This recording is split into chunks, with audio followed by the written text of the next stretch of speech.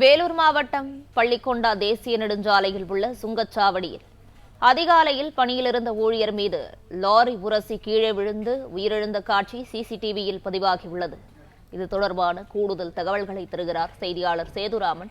சேதுராமன், வணக்கம். இது குறித்தான முழு விவரங்களையும் வழங்கலாம்.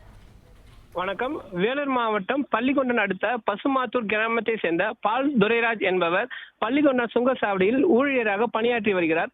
இன்று அதிகாலை சுங்கச்சாவடியில் பணியில் ஈடுபட்டு கொண்டும் போது சென்னையில் இருந்து பெங்களூர் நோக்கி சென்று கொண்டிருந்த கேஸ் கட்டப்படாத லாரி ஒன்று சுங்கச்சாவடியில் பணம் செலுத்துவதாக நின்றுள்ளது. அதற்கு பக்கத்து டிராக்கில் அசோக் போஸ் வாகனம் பணம் செலுத்தாமல் செல்ல முயன்ற போது அதை தடுத்து வாக்குவாதத்தில் ஈடுபட்டிருந்த பால் துரைராஜ் லாரி சேஸ் கட்டப்பட்ட லாரி பணம் செலுத்தி இயக்கிய போது லாரி பின்சக்கரத்தில் சிக்கி சம்பவத்திலே நசுங்கியுள்ளார். உடனடியாக அவரை மீட்டு ராணிப்பேட்டையில் உள்ள தனியார் மருத்துவமனைக்கு சிகிச்சைக்கு சென்ற போது வறுமொழியிலே அவர் இறந்து விட்டதாக கூறியுள்ளார். இதனால் சுங்கச்சாவடி பகுதியில் பரபரப்பாக காணப்பட்டது. பிளே ஸ்டோர் மற்றும் ஆப் ஸ்டோரில் இருந்து பாலிமர் செயலியை QR கோடு மூலம் பதிவிறக்கம் செய்யுங்கள். செய்திகளை உடனுக்குடன் பெறுங்கள்.